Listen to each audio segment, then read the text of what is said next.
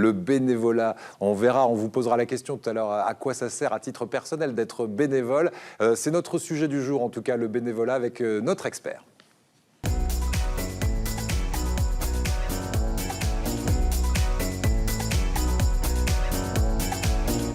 Bonjour Jean-Dominique Giacometti, merci d'être avec nous. Alors vous travaillez pour le compte des associations du pays aixois. Avec vous, nous allons évoquer le bénévolat utile, on va le voir pour la communauté, mais aussi bénéfique pour ceux qui sont bénévoles. On va le voir à plus d'un titre, mais juste avant, regardez ce sujet qui nous en dit plus sur l'état du bénévolat dans notre région et en France plus généralement. Regardez. Tu feras quoi quand tu seras grande, ma chérie? Moi, quand je serai grande, je serai bénévole. Eh bien, en voilà une bonne nouvelle, car ces gens-là sont très précieux. Du latin bénévolus, qui signifie bonne volonté, un bénévole est une personne volontaire qui se rend disponible gratuitement, en dehors de son temps de travail et familial, pour s'investir dans une action au profit d'autrui. Autrement dit, un bénévole est une belle personne qui pense aux autres. Et en France, on en compte un paquet. Plus de 13 millions d'âmes charitables qui prennent de leur temps libre pour contribuer à un projet quel qu'il soit. La compta du club de foot amateur de la commune, l'organisation d'un gala de charité ou encore la distribution de repas aux plus démunis. 3 millions de personnes font ça au moins 2 heures par semaine. En équivalent temps plein, ça représente 820 000 emplois. Oui, vous pouvez le dire, ils sont indispensables. Et ce qui est formidable, c'est que c'est accessible à tous.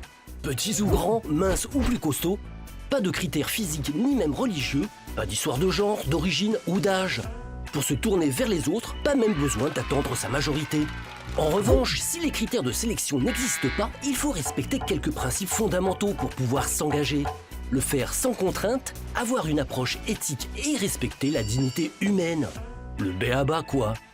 Le bénévole est libre comme l'air et peut partir quand il le souhaite. Et s'il n'a pas de statut juridique précis, il peut être dédommagé pour les frais qu'il engage dans l'association. Normal, pas de raison de payer de sa poche pour aider. Alors après tout ça, plus moyen de ne pas s'engager, non ?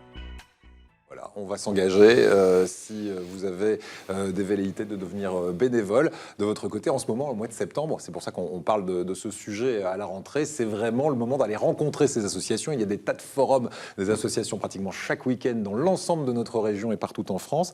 On va commencer par les différentes formes de bénévolat. Ça peut prendre quelle forme le bénévolat ? Alors, le bénévolat, c'est vraiment un don de soi. Ouais. Donc, ça peut être très informel. Si on s'occupe d'une personne âgée, on est déjà bénévole, sa voisine, qui a besoin de courses. Évidemment, au travers des associations loi 1901, c'est la forme la plus habituelle. Mais on a aussi désormais des entreprises qui mettent à disposition certains de leurs salariés pour des associations.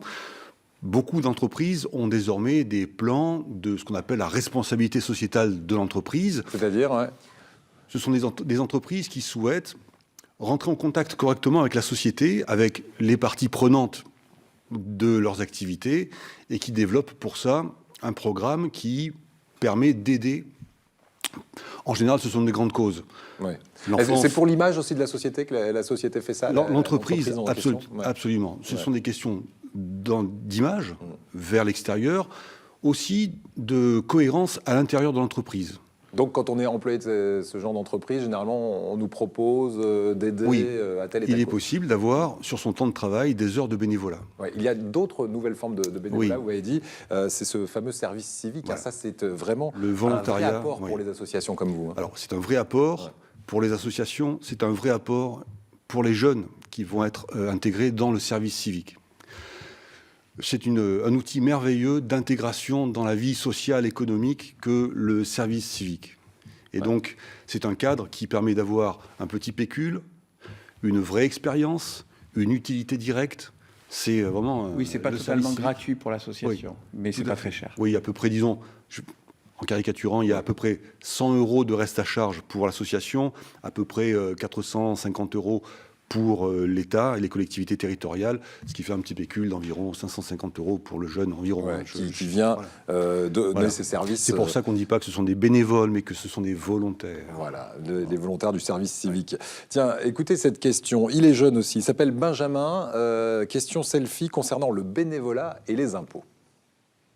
Bonjour, je suis bénévole dans une association et je me demandais, est-ce que les dépenses faites dans le cadre du bénévolat sont déductibles des impôts ou est-ce que c'est réservé aux dons pour les associations? Alors, est-ce que les dépenses faites dans le cadre du bénévolat sont déductibles des impôts? C'est une bonne question. Alors, pour autant qu'on ait des justificatifs, oui, c'est possible, mais alors il ne faut pas se faire rembourser par l'association ces dépenses, puisqu'elles sont déjà de fait remboursées par l'association, donc on ne peut pas les déduire des impôts. Ouais. Et puis il y a des questions techniques, des contraintes techniques qui veulent que il faut vraiment que l'association soit d'intérêt général pour que l'État considère que oui, on peut déduire de ses impôts les dépenses qu'on a faites. Ouais. On a vu dans le sujet que vous avez présenté sur le bénévolat que le bénévolat peut se faire rembourser et que c'est bien normal puisqu'on est déjà bénévole, on agit. Oui, bien sûr. Il ne faut pas en abuser. Il faut imaginer quand même que les bénévoles en sont souvent de leur poche, mais c'est un tel plaisir que d'avoir des actions utiles. Ouais.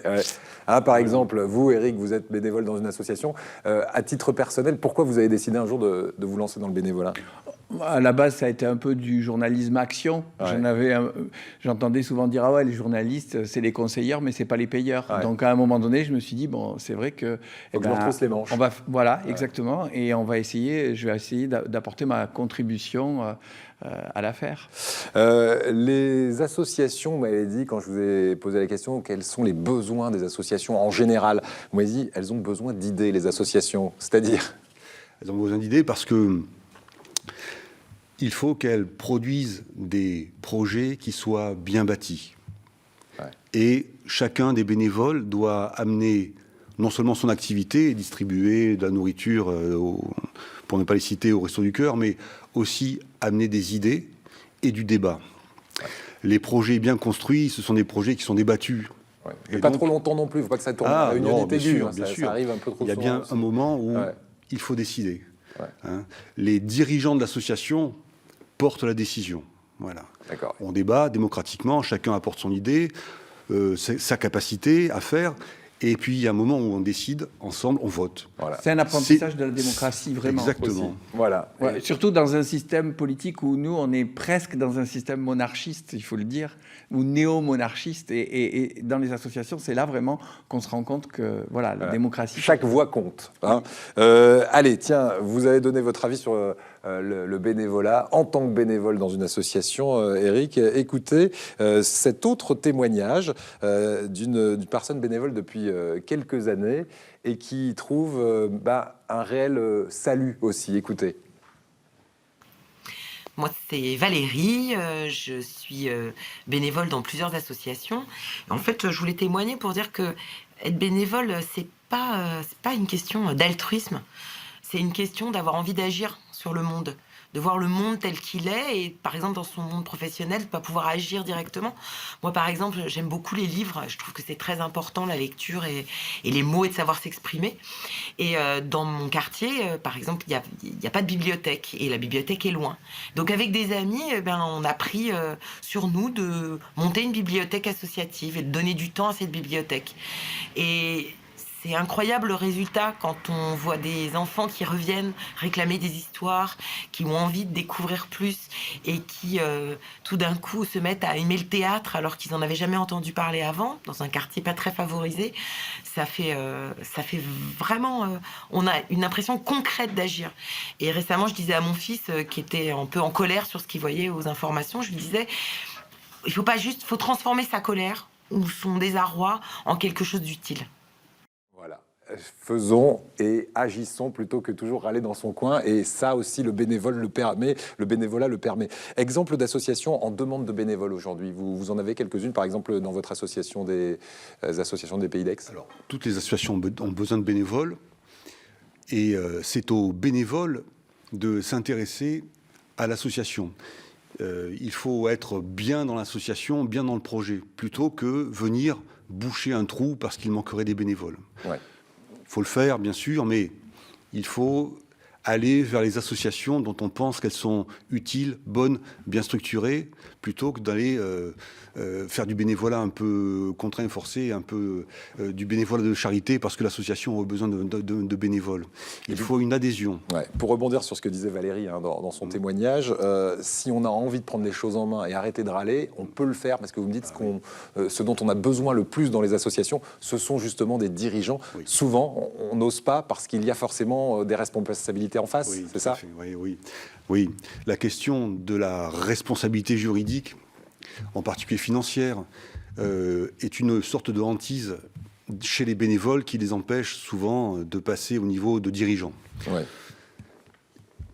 Plus une décision va être bien construite dans une discussion avec un vote correct, moins la responsabilité individuelle va être engagée. Ouais. Le président se décharge de sa responsabilité dans une organisation démocratique correcte de son association. Ouais. Là, il est assez rare que des dirigeants bénévoles aient été eux-mêmes visés par une responsabilité pour autant qu'ils aient partagé la décision. Donc finalement, exceptionnel. Voilà, il y a des risques, mais ils ne sont pas si nombreux que ça, c'est ce que vous nous dites. Oui. Donc il faut oser prendre les choses partager la décision plutôt que de craindre la responsabilité. Oui.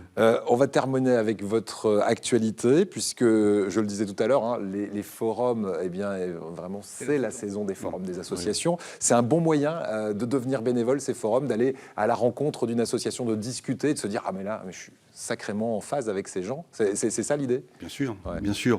Les associations viennent lors des forums qui sont en général les samedis et dimanches de septembre pour rencontrer bien sûr des associations de sport, bien sûr des associations de danse, mais aussi des associations caritatives, humanitaires, tournées vers le monde du handicap, etc. Ceci dit, beaucoup d'associations de sport ou de danse ont elles-mêmes des activités caritatives au profit d'autres associations. Et j'engage tous les dirigeants d'associations de danse, etc., culturelles, disons sportives, à aller vers les associations qui sont plutôt humanitaires, plutôt du monde du handicap, plutôt de protection des droits, pour nourrir les projets qui sont ceux tournés vers l'humain. Voilà, et la société en général. Allez, en tout cas, si vous cherchez plus basiquement un club de gym pour la rentrée, une activité culturelle pour vos enfants, eh bien, vous avez rendez-vous sur tout un tas de sites internet. Le mieux pour connaître le forum des associations qui correspond à ma ville, que je sois à Nice, à Avignon ou à Marseille, c'est lequel ? C'est d'aller vers le site de la maison des associations du territoire de la commune. Vous tapez votre commune et maison des associations ou service des associations et vous allez le trouver très facilement. Voilà, mais écoutez, merci beaucoup de nous avoir rejoints. Question de Dominique Giacometti, qu'est-ce que vous portez sur vous ? La chemise, là, elle est en quoi exactement ? En coton ? En coton, bien sûr. Vous allez vous faire un ami avec celui qui est en face de vous.